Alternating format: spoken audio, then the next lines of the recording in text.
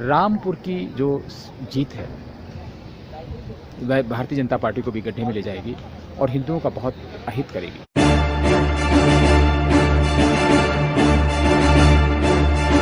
नमस्कार, हम हिंदुस्तानी चैनल में आपका स्वागत है। मैं हूं शिव मिश्रा।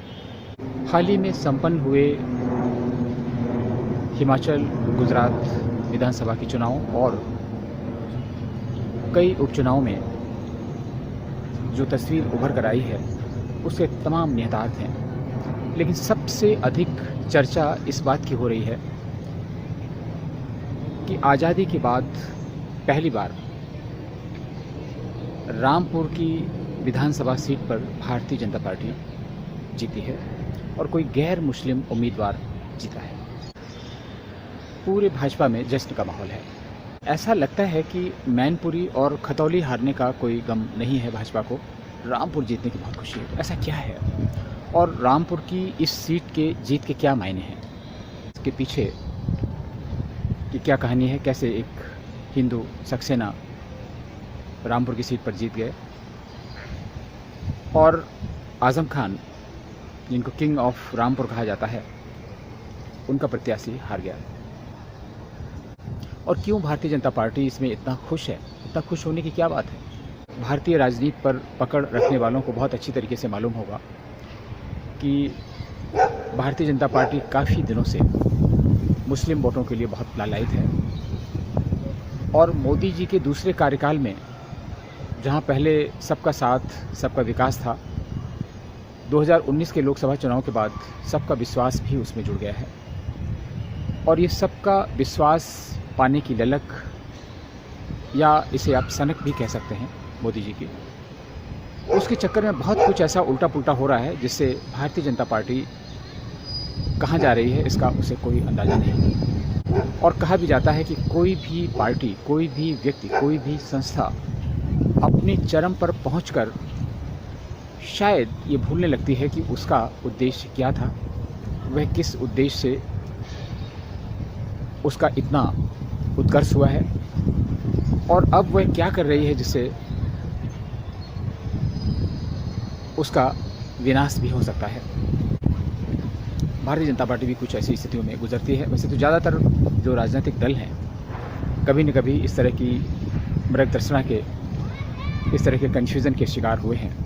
मोदी जी ने गुजरात में एक बार किसी मंच पर एक मुस्लिम मौलाना द्वारा दी गई टोपी पहनने से इनकार कर दिया था और उसका वीडियो पूरे संसार में वायरल हुआ था और शायद उस एक वीडियो ने मोदी की जो हिंदूवादी छवि गढ़ दी थी वह आज तक इतनी इंटैक्ट है कि वो टूट नहीं रही है और इसी से मोदी को बहुत मजबूती मिली। मोदी के व्यक्तित्व में उनको हिंदू हृदय सम्राट या जो भी आप कहें उसके लिए बहुत मजबूती मिली।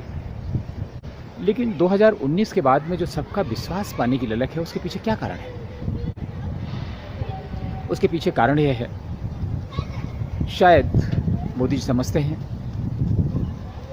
कि जो हिंदू भावनाओं का जो ज्वार भाटा है, उसका जो ज्वार है वो कभी भी अपना हाथ खींच सकता है। तो ऐसी स्थिति में भाजपा क्या करेगी, मोदी जी क्या करेंगे, या इतिहास मोदी जी के लिए क्या कहेगा? जब राजनेता सत्ता के परम पर पहुंच जाते हैं, शिखर पर पहुंच जाते हैं, श्रेष्ठतम बिंदु पर पहुंच जाते हैं, तो फिर उनको इतिहास की चिंता सताती है और इसी इतिहास की चिंता में गांधी जी ने पूरे देश को बर्बाद कर दिया। नेहरू ने हिंदुस्तान को बर्बाद करने में कोई भी कसर नहीं छोड़ी और गांधी परिवार आज तक वही करता आ रहा है। और बहुत सारे पथभ्रष्ट, भ्रमित, उदारवादी या जो भी कहें ऐसे लोग भी उनके साथ में हैं जो उनकी हाँ में हाँ मिलाते हैं और शायद इसी को लोकतंत्र की जीत, इसी को धर्मनिरपेक्षता और इसी को राष्ट्रीय एकता और अखंडता बताते हैं। मोदी जी ने हैदराबाद के सम्मेलन में मुस्लिमों के वोट पाने की तृष्णा के लिए एक वक्तव्य दिया और जिसमें ये कहा गया कि वो जो पसमानदा मुसलमान हैं उनके लिए कुछ अलग से करेंगे, उनके लिए कुछ योजनाएं लाएंगे और उन योजनाओं की शुरुआत हो गई। शायद आप में से बहुत से लोगों ने ध्यान भी दिया होगा, उत्तर प्रदेश में पसमानदा समाज के एक मंत्री भी हैं। आपको बहुत संक्षेप में बता देते हैं कि पसमानदा कौन है। हम सभी जानते हैं कि मुसलमानों में जातियाँ नहीं हैं, लेकिन ये सिर्फ भ्रम है। मुसलमानों में जातियाँ हैं और जातियाँ पहले भी थीं, और अब जब वो धर्मांतरण कर रहे हैं तो बहुत सारे हिंदू जातियाँ जो हैं, हिंदू समुदाय हैं, उनकी जातियाँ भी पहचान में आती हैं। और ये पसमानदा समाज हिंदू दलित जातियों का ही प्रतिनिधित्व करता है। हिंदू समाज की जो छोटी छोटी जातियाँ थीं, जिन्होंने इस्लाम धर्म अपनाया इस आशय से कि शायद इस्लाम में जातिगत भेदभाव नहीं है, ऊंच नीच का भेदभाव नहीं है, और उनको वहाँ पर प्रतिष्ठा मिलेगी, सामाजिक सौहार्द मिलेगा, भाईचारा मिलेगा। लेकिन ऐसा हुआ नहीं, और उनकी उपेक्षा हो रही है मुस्लिम समाज में, इसमें कोई दो राय नहीं। तो भाजपा ने उन पे डोरे डालने शुरू किए, उनको फोकस में लाया, और उत्तर प्रदेश में न जाने कितने पसमानदा सम्मेलन हो चुके हैं। रामपुर, मुरादाबाद, बरेली में जलसे भी हो चुके हैं, और इन सब को परवान चढ़ाने के लिए, इन सब का फ़ायदा लेने के लिए बहुत सारे काम किए गए। और आपने देखा होगा कि अभी योगी जी के निर्देशन में उत्तर प्रदेश में मदरसों का सर्वे किया गया था, और जब उसमें पता चला कि सहारनपुर का मदरसा भी मान्यता प्राप्त नहीं है, और वो स्वयं मान्यता प्राप्त नहीं है, और उसने हज़ारों मदरसों को मान्यता दे रखी है, तो सरकार बैकफुट पर आ गई। और ये मदरसों का जो सर्वे का कार्य है वह क्या हुआ, ठंडे बस्ते में पड़ गया। और अभी हाल ही में 2-4 दिन पहले ही आपने देखा होगा, इसमें दैनिक जागरण को धन्यवाद देना चाहिए, कितनी ऐसी अवैध बस्तियां बांग्लादेशी और रोहिंग्याओं की पूरे लखनऊ में बसी हुई हैं, योगी जी के आभा मंडल के ठीक नीचे। और उस पर हम बाद में विशद चर्चा करेंगे। अब रामपुर सुर्खियों में इसलिए है कि जो पसमानदा समाज के जो सम्मेलन हो रहे थे, उन सम्मेलनों का कोई न कोई परिणाम तो बताया जाना ही था। जो मुस्लिम नेता हैं उनको भी अपने अचीवमेंट बताने हैं, तो इसलिए बताया ही जा रहा है कि पसमानदा समाज ने एकजुट होकर भारतीय जनता पार्टी को वोट दिया, यानी मुस्लिमों ने भाजपा को वोट देना शुरू कर दिया है। और यहाँ से ही भारतीय जनता पार्टी को एक आशा की किरण दिखाई पड़ी है कि अब वो 2024 के लोकसभा चुनाव में, जो लोकसभा चुनाव की बैतरणी कह सकते हैं आप, उसको मुस्लिम वोट बैंक के सहारे पार कर सकती है। और अगर ऐसा हुआ तो भाजपा सत्ता में तो नहीं आ पाएगी, लेकिन हिंदुओं को बहुत बुरे दिन देखने पड़ सकते हैं। कैसे?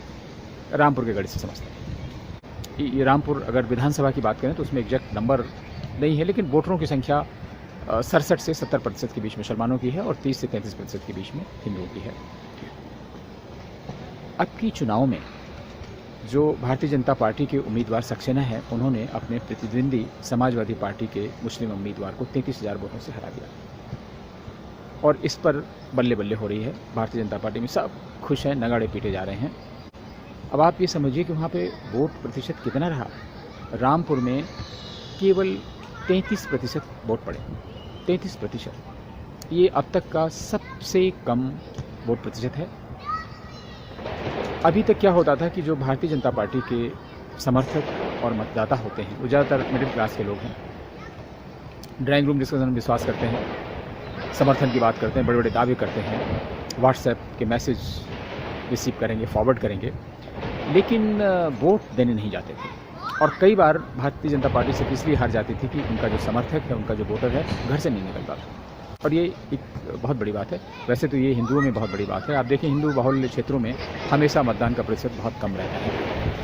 अब की बार मेरे जानकारी में शायद पहली बार किसी विधानसभा क्षेत्र में मुसलमानों ने भी मतदान में उत्साह नहीं दिखाया, और उसका कारण यह था कि आजम खान की गिरती हुई छवि, और आजम खान ने जौहर यूनिवर्सिटी बनाते बनाते जाने कितने मुस्लिमों को भी बहुत परेशान किया। उनकी शपथियाँ जब की, किसी का जबरन काम कराया, कि बहुत सारे ऐसे हैं, वो धीरे धीरे मामले सामने आ रहे हैं, तो लोगों को उनसे चिढ़ हो रही है। आज आजम खान रामपुर के विलेन हैं,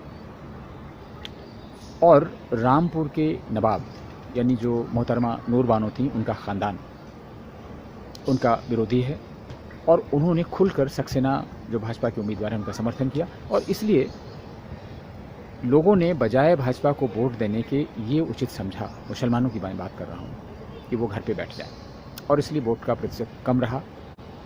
अखिलेश यादव ने और समाजवादी पार्टी के लोगों ने कहा कि वो सरकार मुस्लिमों को वोट नहीं डालने दे रही है, समाजवादी पार्टी के लोगों को वोट नहीं डालने दे रही है। वोट प्रतिशत इतना कम रहा और दूसरे कोई बहुजन समाज पार्टी या कांग्रेस के उम्मीदवार ऐसे नहीं थे। बहुजन समाज पार्टी ने तो खड़ा भी नहीं किया था, वो उपचुनाव नहीं लड़ती है। इसलिए भारतीय जनता पार्टी की इस जीत में भी हिंदुओं का हाथ है। हिंदू मत एक तरफा भारतीय जनता पार्टी को मिले, हो सकता है कुछ वोट मुसलमानों के भी मिले हों, लेकिन अगर ये कहा जाए कि रामपुर में भाजपा मुसलमानों के वोट से जीती है, तो आप सोचिए जहाँ 33% वोट पड़े और 70% जनसंख्या मुसलमानों की है, तो वहाँ पर कोई भी मुस्लिम कैंडिडेट या समाजवादी पार्टी हो, बहुजन समाज पार्टी, कोई भी कैसे जीत सकता है। तो ये मुस्लिमों की अपनी समस्या थी कि वो समाजवादी पार्टी का विरोध उन्होंने नहीं किया, आजम खान का विरोध किया। अखिलेश यादव ने भी सब कुछ आजम खान के भरोसे छोड़ दिया था। रामपुर की जो जीत है वह भारतीय जनता पार्टी को भी गड्ढे में ले जाएगी और हिंदुओं का बहुत अहित करेगी। हिंदुओं का हित इसलिए करेगी कि भारतीय जनता पार्टी जब इस गलतफहमी का शिकार हो ही गई है कि मुस्लिम उसको वोट करेंगे, तो वो हिंदुओं की बातों को अनदेखा करेगी, हिंदुओं की समस्याओं को अनदेखा करेगी। और ये अनदेखा अगर राष्ट्रीय स्तर पर होने लगा तो फिर कांग्रेस और भारतीय जनता पार्टी में कोई अंतर नहीं रह जाएगा। भाजपा का कांग्रेसीकरण वैसे भी हो रहा है और किसी ने कहा भी था कि आने वाले दिनों में भाजपा कांग्रेस का रोल करेगी और कांग्रेस मुस्लिम लीग का रोल करेगी, और यही हो रहा है। तो इसलिए जो हिंदू मतदाता हैं वो बहुत सावधान हैं, उनके पास कोई विकल्प नहीं है आज की तारीख में। और इसलिए भारतीय जनता पार्टी को नगर निगम के चुनाव में हराकर, हिमाचल में एक झटका देकर, उन्होंने भाजपा की आंख और कान खोलने के लिए एक संकेत दिया है। अगर इससे भी भाजपा के आंख और कान नहीं खुले तो फिर जनता यही कहेगी पुनः मूर्छ का भाव। फिर किसी मुद्दे पर मुलाकात होगी। नमस्कार।